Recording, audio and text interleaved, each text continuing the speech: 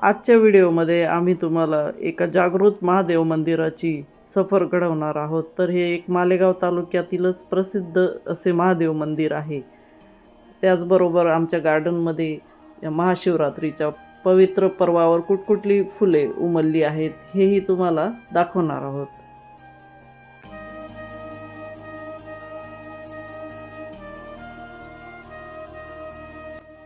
चुलीवर बनवलेल्या कुठल्याही पदार्थाची चव न्यारीच असते। तर आज आम्ही इथे निखाऱ्यांमध्ये रताळे भाजून घेतलेले आहेत।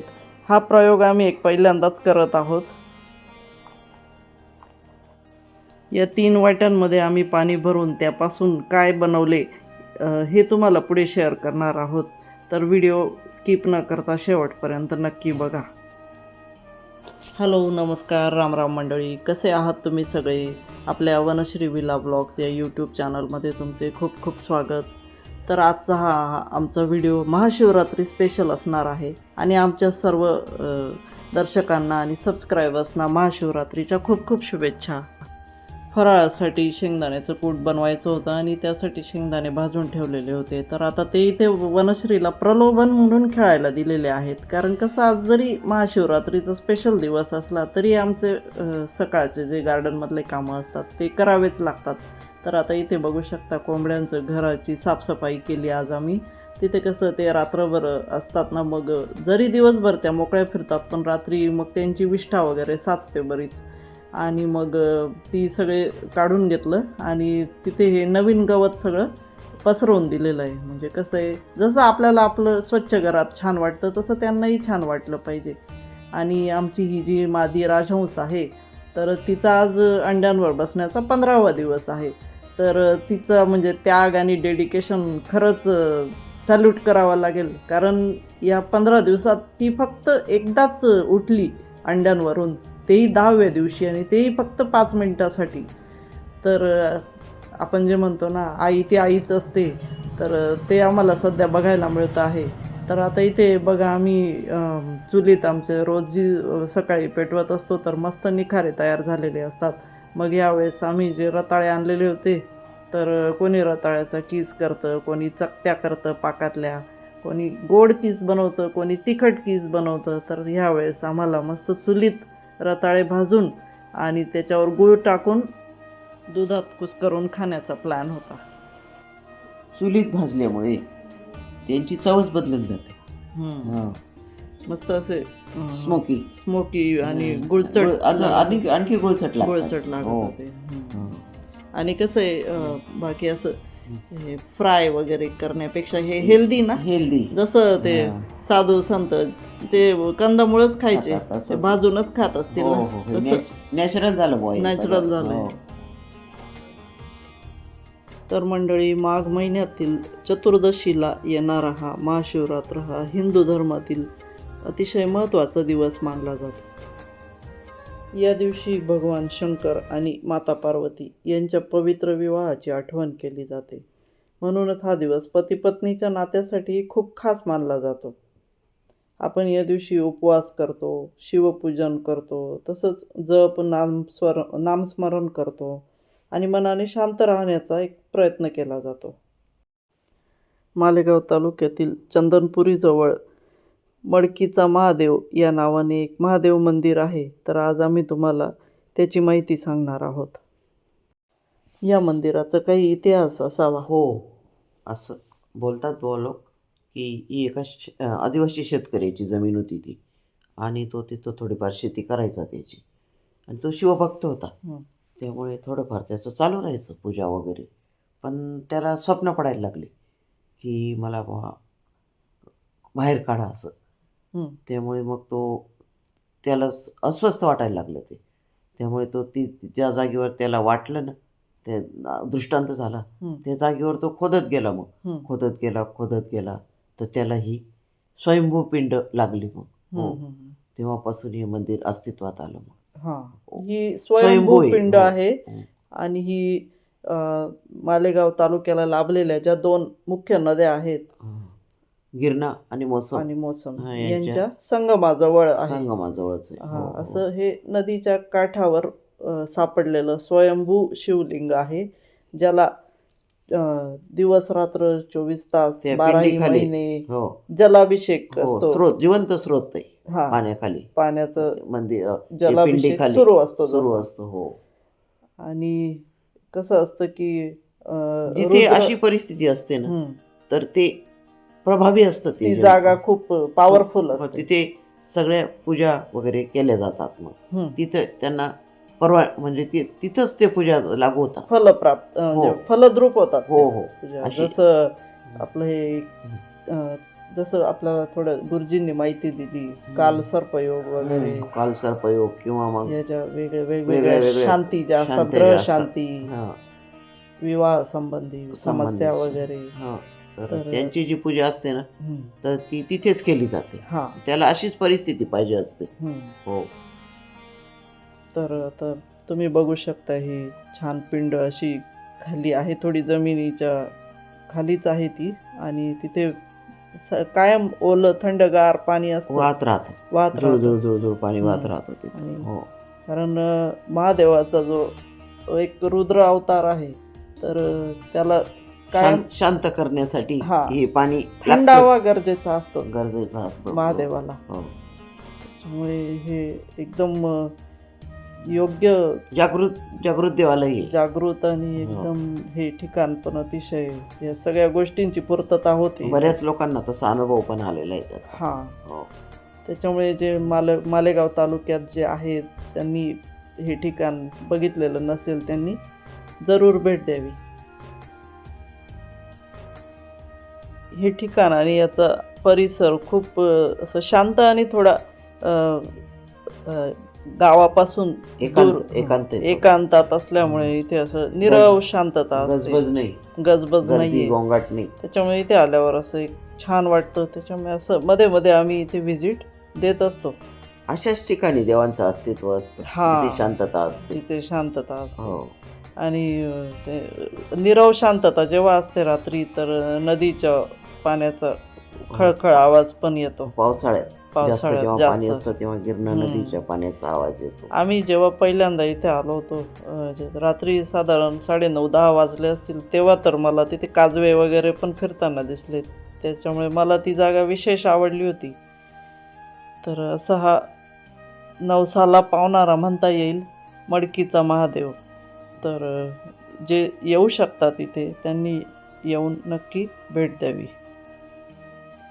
या मंदिराचं शूट आम्ही काही दिवस आधी जाऊन घेऊन आलेलो होतो, कारण महाशिवरात्रीच्या दिवशी तिथे प्रचंड गर्दी असते आणि मग गर्दीत काहीच आपण हे कॅमेरा घेऊन तिथे खाली जाऊन तेवढं तुम्हाला मी डिटेल दाखवू नसते शकले. तर हे जे म्हटलं जातं की महाशिवरात्रीला शंकर आणि पार्वती यांचा विवाह झाला, तर हा केवळ एक 4 चौघांसारखा विवाह नव्हता, साधा विवाह नव्हता तो. हा, तो शिव आणि शक्ती शिवशक्ती यांचं मिलन होतं. यांचं मिलन कारण होतं. जेव्हा ब्रह्मदेवाने ही सृष्टी निर्माण केली ना, तर एक अशी वेळ आली की तिच्यात काही चैतन्यच राहिलं नव्हतं. सगळं होतं, नद्या होत्या, पर्वत होते, झाडं होते, झुडपं होते, पशु पक्षी होते, सगळं होते, समुद्र होते, पण कशाचं चैतन्य नव्हतं. म्हणजे ते आपल्याजवळ गाडी पण तिच्यात पेट्रोल नाही, अशी अवस्था झाली होती. सगळ्यांना चिंता पडली देवांना. आणि ती चिंता मग आपली आदिमाया, त्यांना आदिमायेला पण जाणवलं की हे काहीतरी करावं लागेल बुवा आपल्याला. आणि हे आपले शंकर भगवान निश्चित पडलेले होते वैराग्यावस्थेत. आणि ते फक्त ते ऊर्जा आणण्याचं काम फक्त शंकरच करू शकत होते, दुसरं कोणाच्याच हातात नव्हतं ते. सगळ्या देवांना चिंता पडली. मग त्यांनी आदिमायेची हे आराधना केली. मग आदिमायेने तपश्चर्या करून पार्वतीचं रूप घेतलं आणि कैलास पर्वताची तिकडे मुलगी म्हणून जन्माला आली. आणि मग तो विवाह संपन्न झाला. तेव्हापासून सगळं नद्या वाहू लागल्या. वैराग्य अवस्थेतून महादेवांना पार्वतीने गृहस्थाश्रमात आणलं.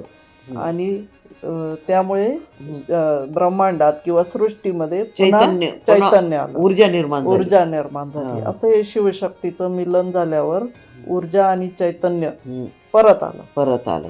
तसंच असतं. तसंच आहे पती पत्नी या नात्याचंही म्हणजे हो. गणित तसंच आहे. गणित तसंच आहे ते सुद्धा. हम्म. हो, तरच ऊर्जा निर्माण होते आणि ही आणि सृष्टी हरीभरी होते. हा आणि कुटुंब असतं जे हो. ते व्यवस्थित त्याचा गाडा चालतो. तशी ब्रह्मांड म्हणजे कुटुंबच हे आहे. कुटुंबच आहे त्यांचं. हो हो. जे आणि त्यांचा जन्म पण त्याच दिवशी झालेला आहे. हं. त्यामुळे ह्या महाशिवरात्र म्हणजे अत्यंत महत्वाचा दिवस हो. आहे म्हणून या दिवशी उपवास केला जातो. हो, जागरण केलं जागरण केलं जातं. हो, शिवाचं स्मरण हम्म. केलं जातं. आणि हे जे आहेत ना आपले शंकर भगवान अत्यंत भोळे, हं. त्यांना चुकून जरी कुणी हे केलं, त्यांचं पूजा केली तरी ते भक्तीला पावतात. ते शिकाऱ्याची गोष्ट तुला माहितीच असेल ना. हो. चुकून तो पाना टाकत होता, खाली पिंड होती, तर तिची पूजा सुद्धा त्यांना म्हणजे ती त्यांनी स्वीकारली आणि त्यांना स्वर्गात जागा मिळाली त्या शिकाऱ्याला सुद्धा. हो. इतके ते भोळे होते असं. भोळा साम म्हणतात. तर आता इथे आम्ही मंदिरात महादेवाचं दर्शन घेऊन पुन्हा घरी आलो. तर मंडळी तुम्ही बघू शकता आता सध्या आमच्या बागेत पण फुलांना खूप बहर आलेला आहे. ज्याप्रमाणे त्या काळात सृष्टीने जसं ऊर्जा मिळाली सृष्टीला ना, त्यांचं लग्न झालं आणि पार्वतीकडून ऊर्जा मिळाली शंकरांना आणि सगळी सृष्टी हराभरा झाली. तसंच आज सुद्धा आहे महाशिवरात्रीला अशीच ही फुलं उमललेली आहेत. बघा ना किती सुंदर रंग आहेत. पिवळं, गुलाबी, लाल, पांढरा. प्रत्येक फूल वेगळं असतं पण सगळं अगदी मनाला भावणारं. जसं झाडं आपल्याला फुलं देतात तसंच आपणही आयुष्यात चांगुलपणा पसरवायला हवा. ही फुलं आपल्याला एक गोष्ट शिकवतात. संयम ठेवा, मेहनत करा आणि निसर्गावर प्रेम ठेवा. आम्ही सगळे मिळून बागेची काळजी घेत असतो. वनश्रीला ही फुलं खूप आवडतात. निसर्गाशी जवळीक राहिली की मुलांमध्येही चांगले संस्कार होत असतात.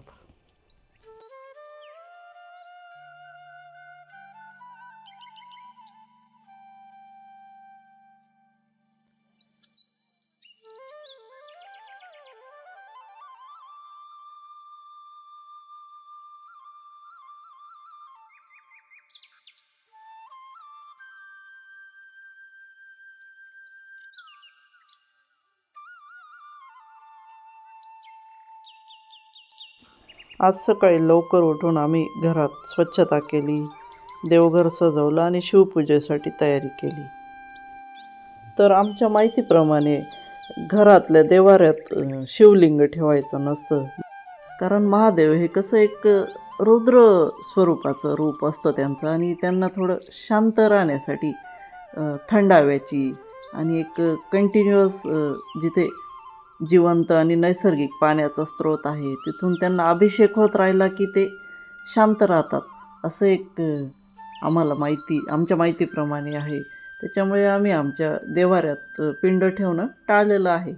तर मग आज तर पूजा करायची होती, मग काय करता येईल. मग मी व्हिडिओला सुरुवातीला दाखवल्याप्रमाणे 3 वाट्यांमध्ये म्हणजे 2 सारख्या वाट्या आणि 1 फुलपात्रात पाणी भरून ते डीप फ्रीजरला ठेवून दिलं आणि नंतर मग त्याचे हे आकार असे जोडून ही बघा किती छान पिंड तयार झाली.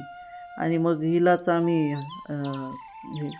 यथासांग तिची पूजा केली बेलपत्र वगैरे वाहून.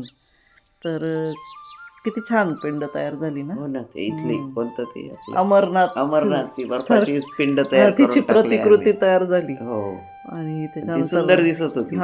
नैवेद्य वगैरे दिला देवांना आणि ही ज्योत प्रज्वलित करून आरती करून घेतली. तर ही जी ज्योत आहे ही पण थोडी खास शिवरात्रीसाठीच वापरली जाते. तर ही आदल्या दिवशी आम्ही गावरानी तुपात भिजवून ठेवली होती आणि आज कापूर लावून तिला हळदी कुंकू वाहून कापूर लावून प्रज्वलित केली. तर छान दिसत होतं आज देवघर एकदम या सगळ्या गोष्टींमुळे. तर मंडळी आमचा हा महाशिवरात्री स्पेशल व्हिडिओ कसा वाटला हे आम्हाला कमेंट करून नक्की सांगा. आणि आम्ही हे जे आज मडकीच्या महादेवाचे मंदिर दाखवले त्याला आमच्या आग्रहास्तव जरूर भेट द्या. चला तर मग भेटू पुढच्या व्हिडिओमध्ये. तोपर्यंत जर आमचा व्हिडिओ आवडला असेल तर आमच्या चॅनलला लाईक करा, सबस्क्राईब करा आणि कमेंट करायला विसरू नका. चला तर मंडळी, पुन्हा भेटू. हर हर महादेव.